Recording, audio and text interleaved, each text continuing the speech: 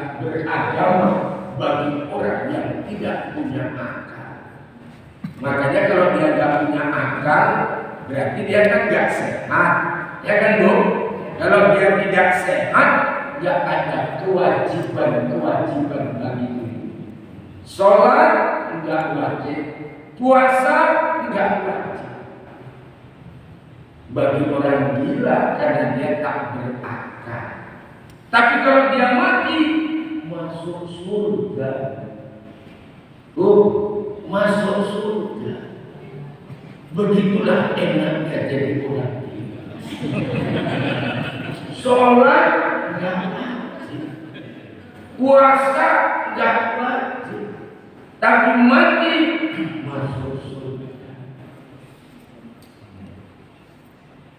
Enak ya Bu. Tapi waktu dia lahir memang sudah gila duluan. Kalau yang besar sebelumnya ya harus bertanggung jawab. Jadi akal tetap berbicara tentang ketuhanan begitu. Adanya sesuatu karena adanya Allah. Allah yang menciptakan, kalau bahasa syariat, kalau bahasa hakikat tajali. Allah yang menciptakan namanya Khaliq. Kita yang diciptakan namanya makhluk. Yang diciptakan sama yang menciptakan pasti berbeda.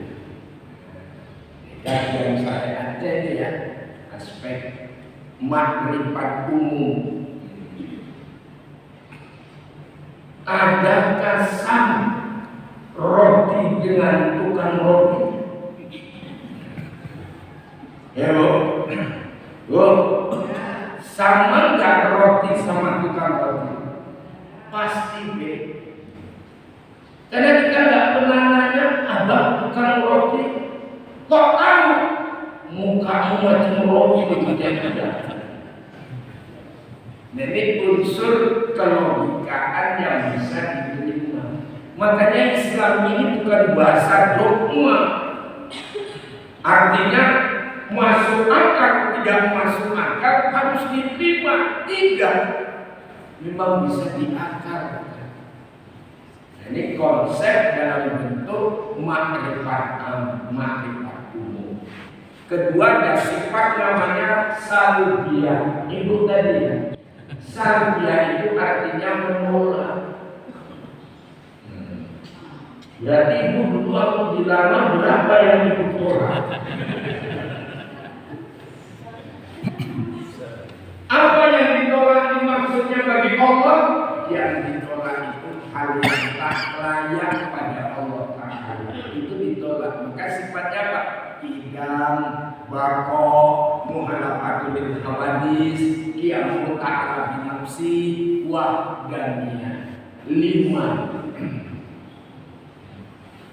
Kalau menerangkan sifat salbiyah ini caleg nomor 5 untuk ada 5. Kidam artinya sedia. Sedia yang dimaksud bukan sedia payung sebelum hujan. Yang dimaksud sedia itu Allah tak berawal. Ya Bu? Bako Allah tak berakhir. Qiyamu binafsi Allah yang berdiri dengan sendirinya, menciptakan segala sesuatunya itu dengan sendirinya. Wadahnya dialah yang esa tunggal, tak ada yang lain. Maka Allah itu jangan sekali-kali diserikatkan dengan sesuatu. Allah tak mau. Maka orang yang menserikatkan Allah jangankan masuk surga, nyium baunya surga tidak mau. Allah tak mau dibuang. Kecuali ibu mau, kan itu ya mungkin, tidak mungkin. Allah tak mau. Makanya la ilaha illa ana, tidak ada Tuhan kecuali aku. Nah, ini yang gini-gini ditolak, enggak layak. Kebalikannya kita manusia ini justru kita ini didahului oleh ada, oleh tidak ada, sekarang ada, besok besok bakal nggak ada. Nggak ada di mana? Nggak ada di dunia, pindah alam. Itu makanya kita ngaji jangan disyariat saja, memang harus dinaikkan ke toriko.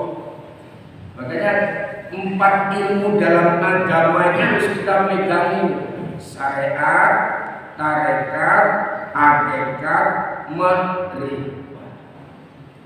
Seperti selalu saya bilang, kalau ibu misalnya mau masak sayur yang membutuhkan santan, kira-kira yang ibu butuhkan apa? Halo? Kan kelapa. Untuk ibu dapatkan santan itu macam mana caranya? Macam mana caranya? Kelapa yang bulat itu diparut, ya nggak bisa. Ini pakai cara pertama apa?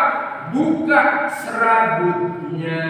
Serabutnya itulah disebut syariat. Setelah dibuka serabutnya, nampak apa nih? Batoknya. Batoknya itulah tarekat namanya.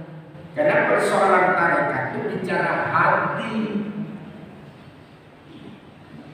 Makanya batok itu, kalau istilah Jawa itu hati.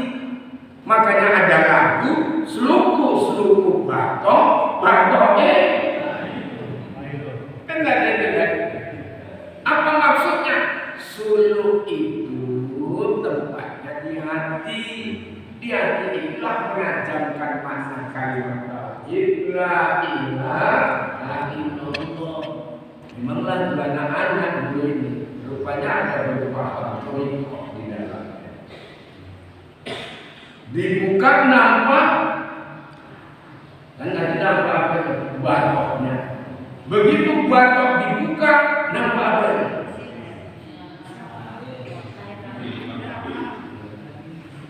Kok akan yang jawab celananya? Ini cerita apa?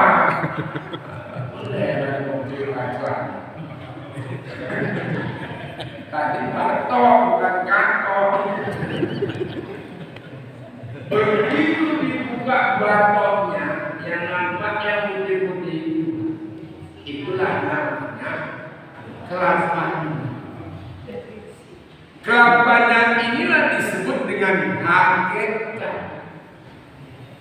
Untuk dapatkan santan, parut, peras, keluar santannya.